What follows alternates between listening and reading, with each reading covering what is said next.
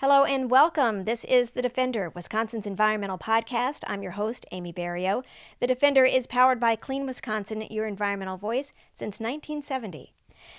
So we have a new federal budget, also known as One Big Beautiful Bill, but it's going to have some pretty ugly consequences. There's a lot in it. I don't have time to list everything that harms our environment, but here are a few highlights or lowlights. The plan takes away incentives to help families and businesses save energy. It eliminates tax credits for wind and solar projects, for rooftop solar, for electric cars and school buses, and it dismantles vehicle and methane emission standards. At the same time, it gives more tax breaks to big oil and gas. It mandates at least 4 million more acres of federal land to be opened for coal mining. It allows oil companies to access the carbon capture tax credit, which was meant to support new technology that captures carbon emissions and stores them underground. But now oil companies can get that tax break for injecting carbon into wells to extract more oil. And it allows corporations to pay to fast-track projects that will emit pollution, kind of like a Disney Fast Pass, but to sidestep the environmental regulatory process. So basically, clean energy is out, burning coal is in, and there are a lot more incentives for fracking and drilling. And it goes beyond this budget. The Department of Energy has started forcing retiring coal plants to stay open. The shift in energy priorities over the last 6 months has pushed us backwards and in a hurry. Find out why experts say the fallout is going to be dramatic. Higher energy bills, a lot more pollution, and blackouts. That's right now on The Defender.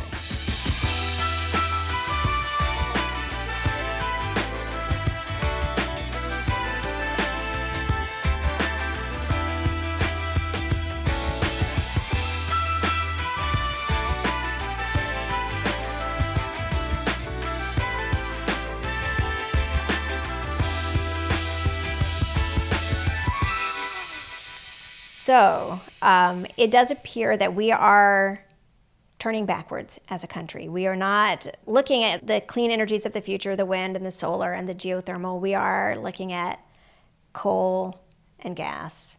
Joining me is Ciaran Gallagher, Air and Energy Manager with Clean Wisconsin. Thank you so much for being here. Thanks for having me. How would you, characterize what's been happening in terms of how the United States is prioritizing energy right now? Yeah, we've seen the federal government go really hard to try to push us backwards. There is a clean energy transition that is happening. It's happening in the United States and it's happening globally. And momentum has grown. It was turbocharged with Biden's Inflation Reduction Act, and we've seen projects being built across the country. We've seen more and more homeowners and renters adopt clean energy technologies, electric vehicles. We've seen retiring coal power plants, and all of this is the future. But the Trump administration and Senate and House Republicans are afraid of the future and want to push us back into the past. We know clean energy, solar, wind, batteries are the technologies of the future, and every other country in the world knows this, but Republicans are killing these industries while subsidizing the industries of the 19th century. Big oil, big gas, big coal. People may not realize, like here in Wisconsin, the cheapest way to produce energy is through wind and solar farms. Why is that? Why? Because I've heard people say, well, isn't coal cheap? Why is it that wind and solar is cheaper here in Wisconsin? Wind and solar are cheaper for one main reason, and that is a sunny, shiny day is free, a windy day is free, and the fuel of coal is expensive. So when you build and operate a power plant, there's kind of two buckets of costs. You have the capital costs to build it, and then the ongoing operational and maintenance costs. It can be more expensive to build solar and wind, but over the lifetime, however many years, 20 years, that these plants and installations are on the ground, when they're generating electricity, that's basically free. Whereas when you build a coal power plant and a gas power plant, first you have to build the massive power plant, and then every time you want to burn coal, you want to burn gas, you're burning something that you've had to source, you've had to buy. And at this point, coal power plants are not economical.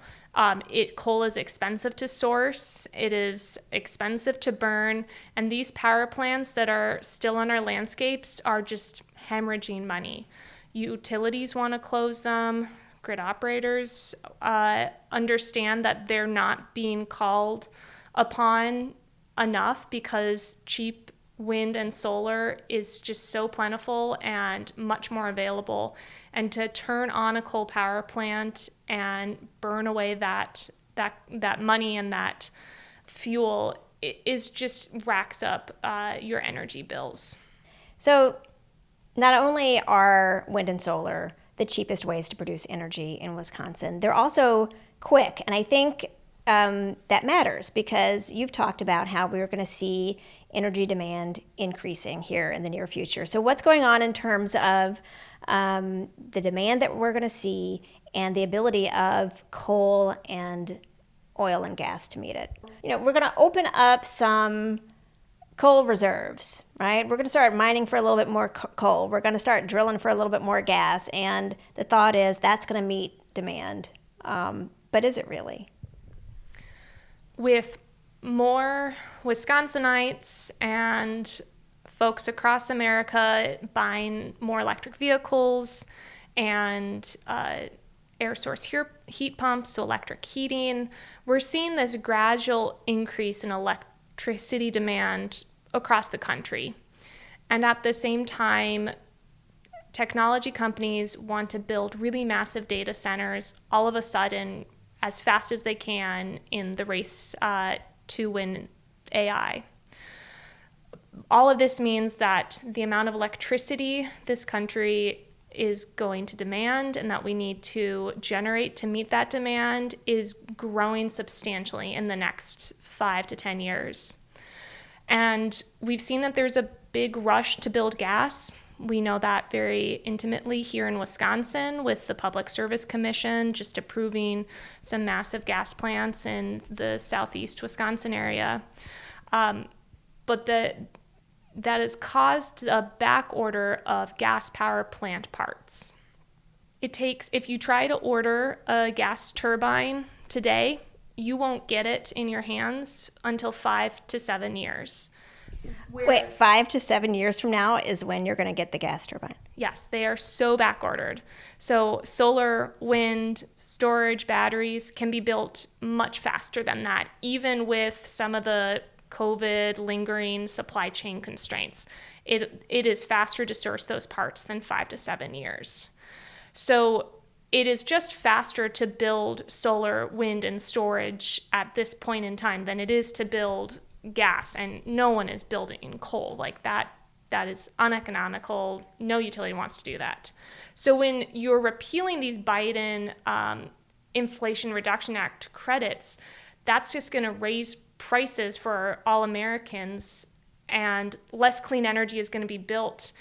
That with the back-ordered gas plant parks, the explosive AI demand, this growing electricity across our entire economy, is going to really threaten the reliability of our electricity grid. I think there is a real risk of blackouts and a true energy emergency with the repeal of these tax credits and the slowing down of the clean wind and solar infrastructure in our country.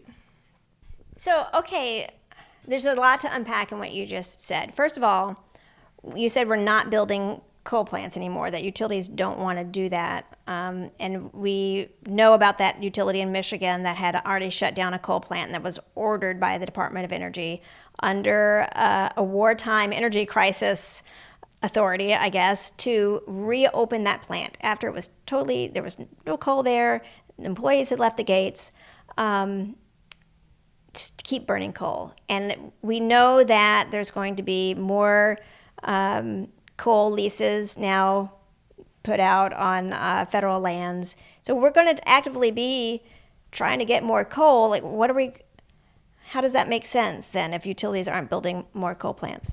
I think we'll see more delayed retirements, either voluntarily, like We Energies has just done for the third time, I might add, and forced delayed retirements by the Department of Energy.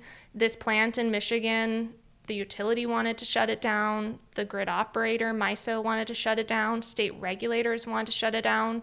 And because of some fabricated emergency through these wartime powers, the DOE ordered that it open its gates and remain operating. But no one's going to build a new coal power plant, even if the amount of coal that is burned in the near term increases during Trump's 4 years in office.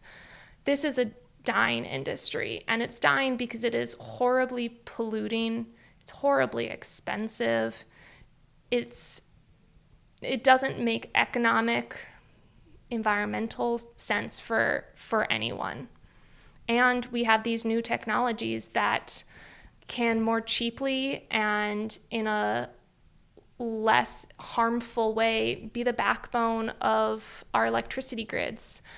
California and Texas have massive amounts of solar and storage on their grids, and in Texas they also have a ton of wind, and these have kept their grids resilient despite having record electricity demand during heat waves last year. And so we've seen that as the sun goes down, batteries are able to keep the lights on. And the system may be more complicated to operate, but these two drastically different states politically, geography, they're able to keep their lights on and are benefiting from the deployment of all of these clean energy technologies. You mentioned the fabricated energy emergency, but what you're by the Trump administration that we're kind of seeing being used to keep some of these coal plants open, used for really all kinds of things. But your prediction is we could end up in a real life energy emergency because of these actions. Yeah, I think that's right. And I'm afraid that when that day comes, solar and wind will be blamed, even though we know that if we had the opportunity to build more and build more quickly, then some of those blackouts could have been avoided. So it's a sad day for Wisconsinites today and the future generations that are being able to reliably turn on our lights might be at risk. We're in the middle of an affordability crisis, and our electricity bills are going to get higher. And we will just continue to feel both the health harming and economic effects of air pollution and climate change. When you say you're afraid that clean energy is going to be blamed, are you seeing that kind of already, that clean energy is being blamed for really a lot of the ills of the energy industry right now? Yeah, I think we've seen it for a while. There's a deep winter freeze some years ago in Texas, and a couple of wind turbines froze, and so they weren't able to produce energy. And every news outlet and Republican talking point was about how wind failed because wind turbines cannot withstand the cold. But what froze more and caused more blackouts and electricity to go down was freezing gas power plants. and gas pipelines to deliver that gas. And some reporting and in data investigations after the fact found that gas caused the majority of the blackouts in that event. But in the moment, it was just easy to point to these visible turbines that weren't spinning. So we've seen that happen time and time again, especially in the moment of an event. Some months ago, there was this massive widespread blackout in Spain and Portugal, and without anyone knowing the real facts of the event, very smart people were pointing to the fact that it was all renewable energy's fault. And since more data has come out, that has not been found to be the case. And are utilities like We Energies, for example, kind of playing into this false narrative, saying, well, we need this gas plant because we need reliability and we need, energy when the sun's not shining and the wind's not blowing, kind of ignoring the fact that there is battery storage. Is this kind of line that we keep hearing, and we hear it, it's not just We Energies, we've heard it from utility after utility, as an excuse to build more fossil fuel infrastructure. Has that been kind of a successful ploy? I do think it's been a successful tact, is why that is what the Trump administration is talking about in their press releases about this energy emergency. It's why utilities bring up reliability so much. I do want to make the point that, we also care about reliability. Environmental advocates, clean energy advocates, clean energy developers, we want to make sure the lights stay on, that electricity running is so important for our lives, and it saves lives to keep the lights on. And we want that just as much as the utilities and the other cautious actors working in this space. And at the same time, we think that we can have a reliable electricity grid with these new novel technologies. It's just more complicated. It involves more weather forecasting because a lot of your energy is now dependent on how windy it is or how sunny it is. You have to know exactly how windy and how sunny it is so you can know when to charge those batteries and when to discharge them onto the grid. But even though it is a more complicated future, it's one that can be done. But utilities are cautious actors, and they don't want to be the first to try something new. I think they also want to maximize their profits as much as they can, so they'll want to build big gas plants for reliability now, and then in 10 years, when potentially there's federal regulations on gas power plants because they still contribute to harmful air pollution and climate change, they will want to build more solar and storage and wind because that's how they get their money. They build stuff and they get a rate of return on it. So I think that we will see some utilities do some double dipping, building stuff now, then rebuilding in 10, 15 years when they could have just been building those technologies and investing in those technologies today. I just want to say, what you're saying, a good example of that is We Energies with their Power the Future coal plant that was built in 2012, so long after the harms of coal pollution were very well known. And now they are spending money to convert that facility to gas, a lot of money. It's kind of like this short-sighted, well, we can make a buck now, and then in 10 years we'll make another buck. Is that basically? I think we are seeing the same thing happen again, and with the same utility. I wish we had learned some lessons from that past, but here we are.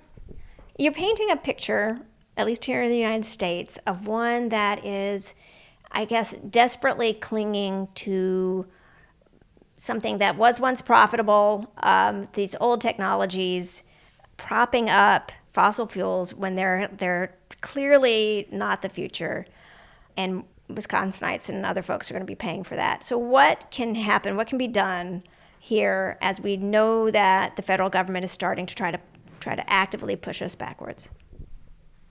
Well, we know that there are projects that are still being built in Wisconsin. They're going through the process at the Public Service Commission, seeking needed state approval. We know that some of the utilities in our state are looking creatively at energy efficiency and demand response programs. We know that there are some outside companies that are doing novel things with demand response and aggregating all of our air conditioners to help manage the load on the hot day, so we can manage not just how much electricity we are generating, but also the amount of load that is demanded at the hottest part of the day. So there is a lot of energy and creativity and really smart, hardworking people in these spaces. I don't think that the energy transition is going to stop. I think it will slow down. I think we are already feeling that. We are seeing that Wisconsin doesn't have as much of the manufacturing investment from the Inflation Reduction Act. We saw more of those types of investments in states like Michigan with EV, electric car manufacturing, and South Carolina with battery manufacturing. And we're seeing those start to slow down, and with the repeal of these tax credits, potentially shut those doors. But I think that the United States is ceding leadership in this space, but the rest of the world isn't, and we will just have to continue to do what we can in the next 4 years and play catch up after that. And I think people are going to have to pay attention to what's happening. And there's so much chaos going on right now, but pay attention to when a utility says, hey, we want to build gas here, or hey, we're going to be pushing at that coal plant retirement, or when maybe the Trump administration comes in and orders retirement to be delayed in your community, to really pay attention and understand that this is part of a push to embrace coal, oil, and gas that is basically a dying industry. Yeah, I think this is the last gasping breaths of the coal industry, but this is just delaying the inevitable. Ciaran, thank you so much for your insight and for taking the time to talk with me. It's been a pleasure. And thank you for listening to The Defender. As Ciaran mentioned, there are clean energy projects in the pipeline happening right here in Wisconsin. To find out how you can take action to support wind and solar and fight new fossil fuel power plants, head to cleanwisconsin.org/action. And I'm going to put a link in the show notes as well. I'm Amy Barrilleaux. Talk to you later.